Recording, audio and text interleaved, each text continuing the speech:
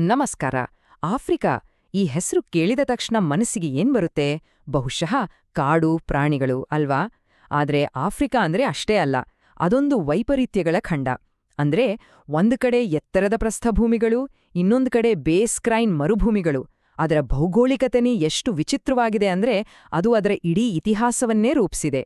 ಬನ್ನಿ, ಈ ಅದ್ಭುತವಾದ ವಿಷಯವನ್ನೇ ಇವತ್ತು ಅರ್ಥ ಮಾಡ್ಕೊಳ್ಳೋಣ. ಸರಿ, ಆಫ್ರಿಕಾದ ಆಳಕ್ಕೆ ಇಳಿಯೋ ಮುಂಚೆ ಮೊದಲು ಒಂದು ದೊಡ್ಡ ತಪ್ಪು ಕಲ್ಪನೆಯನ್ನ ಸರಿ ಮಾಡಬೇಕು. ಯಾಕಂದ್ರೆ ಈ ಖಂಡಕ್ಕೆ ಒಂದು ಹೆಸರು ಅಂಟ್ಕೊಂಡ್ಬಿಟ್ಟಿತ್ತು.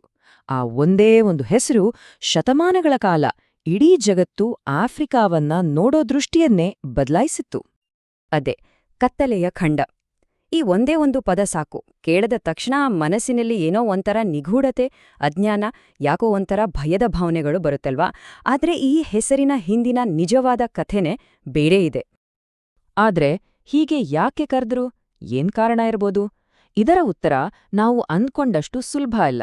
ಬದಲಿಗೆ ತುಂಬಾ ಸಂಕೀರ್ಣ ಮತ್ತು ಆಶ್ಚರ್ಯಕರವಾಗಿದೆ.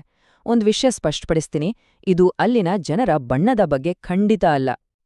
ನಿಜವಾದ ಕಾರಣ ಆಫ್ರಿಕಾದ ಭೂಗೋಳ. ಹೌದು, ಅದರ ಭೌಗೋಳಿಕ ರಚನೆ.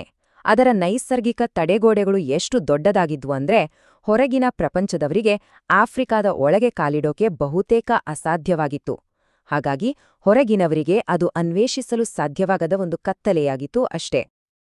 ಇದನ್ನ ಅರ್ಥ ಮಾಡ್ಕೊಳ್ಳೋಕೆ 2 ಮುಖ್ಯ ತಡೆಗೋಡೆಗಳನ್ನ ಕಲ್ಪನೆ ಮಾಡ್ಕೊಳ್ಳಿ. ಮೊದಲನೇದು, ಆಫ್ರಿಕಾದ ಕರಾವಳಿಯಿಂದ ಒಳಗೆ ಕಾಲಿಟ್ಟ ತಕ್ಷಣ ಇದ್ದಕ್ಕಿದ್ದಂತೆ ಮೇಲಕ್ಕೆ ಏಳುವ ಒಂದು ದೊಡ್ಡ ಪ್ರಸ್ಥಭೂಮಿ. ಇದು ಒಂದು ರೀತಿಯಲ್ಲಿ ನೈಸರ್ಗಿಕ ಗೋಡೆ ಕಟ್ಟಿದ ಹಾಗೆ ಇತ್ತು. ಎರಡನೇದು, ಉತ್ತರದಲ್ಲಿರೋ ವಿಶಾಲವಾದ ಸಹಾರಾ ಮರುಭೂಮಿ. ಯುರೋಪ್ನಿಂದ ಆಫ್ರಿಕಾ ಕಡೆ ಬರ್ಬೇಕಂದ್ರೆ ಈ ಬೃಹತ್ ಮರಳಿನ ಸಮುದ್ರವನ್ನೇ ದಾಟ್ಬೇಕಿತ್ತು. ಸರಿ, ಈ ತಡೆಗೋಡೆಗಳ ಬಗ್ಗೆ ಮಾತಾಡ್ದ್ವಿ. ಈಗ ಬನ್ನಿ, ಆಫ್ರಿಕಾ ಎಷ್ಟು ದೊಡ್ಡದು ಮತ್ತೆ ಭೂಮಿಯ ಮೇಲೆ ಅದರ ಸ್ಥಾನ ಎಂತದ್ದಂತ ನೋಡೋಣ.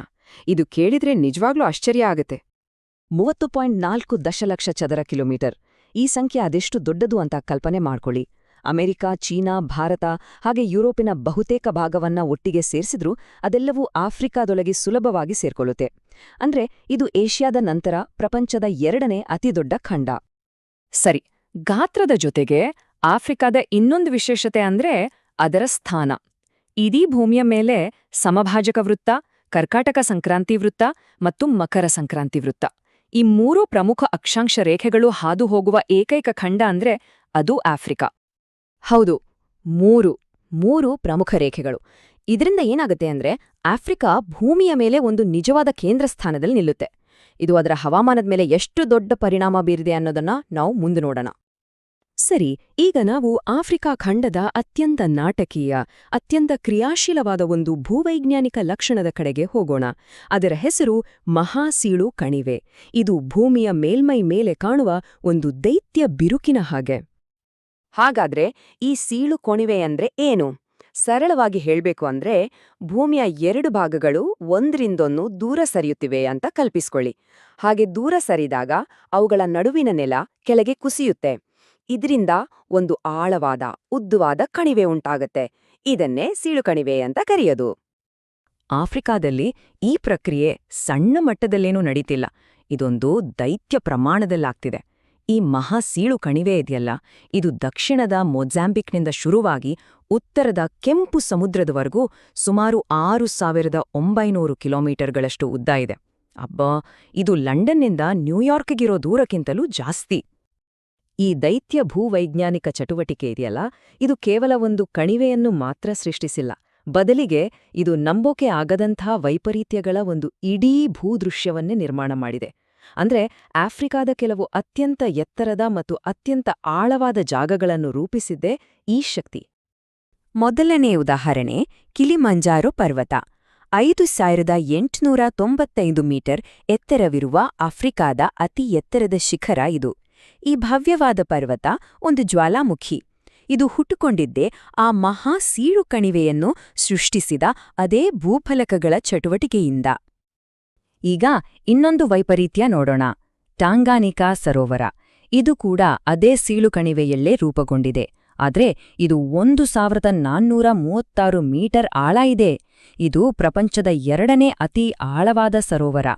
ಒಂದೇ ನಿಮಿಷ ಯೋಚನೆ ಮಾಡಿ, ಒಂದೇ ಭೂವೈಜ್ಞಾನಿಕ ಪ್ರಕ್ರಿಯೆ ಒಂದು ಕಡೆ ಖಂಡದ ಅತಿ ಎತ್ತರದ ಶಿಖರವನ್ನ ಸೃಷ್ಟಿಸಿದ್ರೆ ಇನ್ನೊಂದು ಕಡೆ ಅತಿ ಆಳವಾದ ಸರೋವರವನ್ನ ಸೃಷ್ಟಿಸಿದೆ. ನಿಜಕ್ಕೂ ಅದ್ಭುತ. ಪರ್ವತಗಳು ಮತ್ತು ಸರೋವರಗಳಿಂದ ಮುಂದೆ ಸಾಗೋಣ. ಈಗ ನಾವು ಆಫ್ರಿಕಾ ಖಂಡದ ಜೀವನಾಡಿಗಳ ಬಗ್ಗೆ ಮಾತಾಡೋಣ.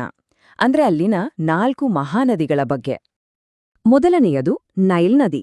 ಪ್ರಪಂಚದ ಅತಿ ಉದ್ದದ ನದಿ. ಇಡೀ ಈಜಿಪ್ಟ್ ನಾಗರಿಕತೆಯನ್ನೇ ಹುಟ್ಟುಹಾಕಿದ್ದು ಇದೇ ನದಿ. ಎರಡನೆಯದು ಕಾಂಗೋ ನದಿ. ಇದು ಸಮಭಾಜಕ ವೃತ್ತವನ್ನ ಒಂದಲ್ಲ 2 ಬಾರಿ ದಾಟುತ್ತೆ. ಮೂರನೆಯದು ನೈಜರ್ ನದಿ. ಇದು ಪಶ್ಚಿಮ ಆಫ್ರಿಕಾದ ಜೀವನಾಡಿ. ಮತ್ತು ಕೊನೆಯದಾಗಿ ಜಾಂಬೇಜಿ ನದಿ. ಪ್ರಸಿದ್ಧ ವಿಕ್ಟೋರಿಯಾ ಜಲಪಾತ ಇರೋದು ಇಲ್ಲೇ. ಆದ್ರೆ ಇಲ್ಲೊಂದು ವಿಷಯವನ್ನ ಗಮನಿಸ್ಬೇಕು. ಈ ನದಿಗಳು ಇಷ್ಟು ದೊಡ್ಡದಾಗಿದ್ರೂ ಸಹ ಇವುಗಳಲ್ಲಿ ಸಂಚರಿಸೋದು ಅಂದ್ರೆ ಪ್ರಯಾಣ ಮಾಡೋದು ತುಂಬಾ ಕಷ್ಟ. ಇದು ಮತ್ತೆ ನಮ್ಮನ್ನ ಆಫ್ರಿಕಾದ ಭೂಗೋಳ ಎಷ್ಟು ಸವಾಲಿನದ್ದು ಅನ್ನೋ ವಿಷಯಕ್ಕೆ ಕರ್ಕೊಂಡೋಗುತ್ತೆ. ಯಾಕೆ ಕಷ್ಟ ಅಂದ್ರೆ ಈ ನದಿಗಳು ಶಾಂತವಾಗಿ ಹರಿಯೋದಿಲ್ಲ. ಇವುಗಳಲ್ಲಿ ಅಸಂಖ್ಯಾತ ಜಲಪಾತಗಳಿವೆ, ವೇಗವಾಗಿ ಹರಿಯುವ ಪ್ರವಾಹಗಳಿವೆ, ಹಾಗೆ ಆಳವಾದ ಕಂದರಗಳಿವೆ. ನೋಡೋದಿಕ್ಕೆ ಸುಂದರವಾಗಿದ್ರೂ ಈ ಲಕ್ಷಣಗಳೇ ವ್ಯಾಪಾರ ಮತ್ತು ಪ್ರಯಾಣಕ್ಕೆ ದೊಡ್ಡ ಅಡ್ಡಿಯಾಗಿದ್ವು.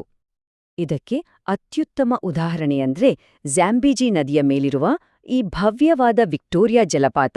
ಇದರ ಅಗಾಧವಾದ ಶಕ್ತಿ ಮತ್ತು ಸೌಂದರ್ಯವನ್ನ ನೋಡಿ, ಇದು ನೋಡಕ್ಕೆ ಎಷ್ಟು ಅದ್ಭುತವಾಗಿದೆಯೋ ಅಷ್ಟೇ ಅಪಾಯಕಾರಿ. ಯಾವುದೇ ದೋಣಿ ಇದನ್ನ ದಾಟಿ ಮುಂದೆ ಸಾಗೋದು ಅಸಾಧ್ಯ. ಸರಿ, ಕೊನೆಯದಾಗಿ ನಾವು ನೋಡಿದ ಈ ಎಲ್ಲಾ ಪರ್ವತಗಳು, ಕಣಿವೆಗಳು ಮತ್ತು ನದಿಗಳು ಸೇರಿ ಆಫ್ರಿಕಾದ ಹವಾಮಾನವನ್ನು ಹೇಗೆ ನಿರ್ಧರಿಸ್ತವೆ ಅಂತ ನೋಡೋಣ. ಇದು ಅಕ್ಷರಶಃ ಮಳೆಕಾಡುಂಡ ಮರುಭೂಮಿಯವರೆಗಿನ ಒಂದು ಕಥೆ. ಆಫ್ರಿಕಾದ ಹವಾಮಾನದಲ್ಲಿ ಒಂದು ರೀತಿಯ ಸಮರೂಪತೆ ಇದೆ, ಅಂದ್ರೆ ಸಿಮ್ಮೆಟ್ರಿ. ಮಧ್ಯದಲ್ಲಿ ಸಮಭಾಜಕ ವೃತ್ತದ ಹತ್ತಿರ ದಟ್ಟವಾದ ತೇವಾಂಶದಿಂದ ಕೂಡಿದ ಮಳೆಕಾಳುಗಳಿವೆ. ಅಲ್ಲಿಂದ ನೀವು ಉತ್ತರಕ್ಕಾಗಲಿ ಅಥವಾ ದಕ್ಷಿಣಕ್ಕಾಗಲಿ ಹೋದಂತೆಲ್ಲ ವಾತಾವರಣ ಒಣಗುತ್ತಾ ಹೋಗುತ್ತೆ. ಮೊದಲು ಸವನ್ನ ಹುಲ್ಲುಗಾವಲು ಬರುತ್ತೆ, ಆಮೇಲೆ ಮರುಭೂಮಿ. ಇದು ಮಧ್ಯಭಾಗದಿಂದ 2 ಕಡೆಗೆ ನೋಡಿದ್ರೆ ಒಂದು ಕನ್ನಡಿ ಬಿಂಬದ ಹಾಗೆ ಕಾಣುತ್ತೆ. ಈ ವ್ಯತ್ಯಾಸವನ್ನ ಸಂಖ್ಯೆಗಳಲ್ಲಿ ನೋಡಿದ್ರೆ ಇನ್ನೂ ಸ್ಪಷ್ಟವಾಗುತ್ತೆ. ಸಮಭಾಜಕ ವಲಯದಲ್ಲಿ ವರ್ಷಕ್ಕೆ ಸರಾಸರಿ 200 ಸೆಂಟಿಮೀಟರ್ ಮಳೆ ಬೀಳುತ್ತೆ. ಆದ್ರೆ ಸಹರಾ ಮರುಭೂಮಿಯಲ್ಲಿ ಕೇವಲ 15 ಸೆಂಟಿಮೀಟರ್. ಯೋಚನೆ ಮಾಡಿ, ಒಂದೇ ಖಂಡದಲ್ಲಿ ಇಂತಹ ಅಗಾಧವಾದ ಹವಾಮಾನ ವೈಪರೀತ್ಯ. ಹಾಗಾದ್ರೆ ನಾವು ಇವತ್ತು ನೋಡಿದ ಹಾಗೆ ಆಫ್ರಿಕಾದ ಭೂಗೋಳ ಅನ್ನೋದು ಕೇವಲ ಪರ್ವತಗಳು, ನದಿಗಳ ಒಂದು ಲಿಸ್ಟ್ ಅಲ್ಲ. ಅದೊಂದು ಶಕ್ತಿ. ಅದೇ ಶಕ್ತಿ ಅದರ ಪ್ರತ್ಯೇಕತೆಯನ್ನು ನಿರ್ಧಾರಿಸಿತು, ಅದರ ಸಂಪನ್ಮೂಲಗಳನ್ನು ರೂಪಿಸಿತು ಮತ್ತು ಮುಖ್ಯವಾಗಿ ಅದರ ಜನರ ಇತಿಹಾಸದ ಹಾದಿಯನ್ನೇ ಬದಲಾಯಿಸಿತು. ಈ ಭೂಮಿಯೇ ತನ್ನ ಕಥೆಯನ್ನು ಹೇಳುತ್ತೆ, ನಾವು ಕೇವಲ ಕೇಳಿಸ್ಕೊಳ್ಬೇಕು ಅಷ್ಟೇ. ಕೊನೆಯದಾಗಿ ಒಂದು ಯೋಜನೆ. ಈ ಶಕ್ತಿಯುತ ಭೂಗೋಳವೇ ಇಲ್ಲದಿದ್ರೆ ಆಫ್ರಿಕಾದ ಇತಿಹಾಸ ಇಂದು ಹೇಗಿರುತ್ತಿತ್ತು?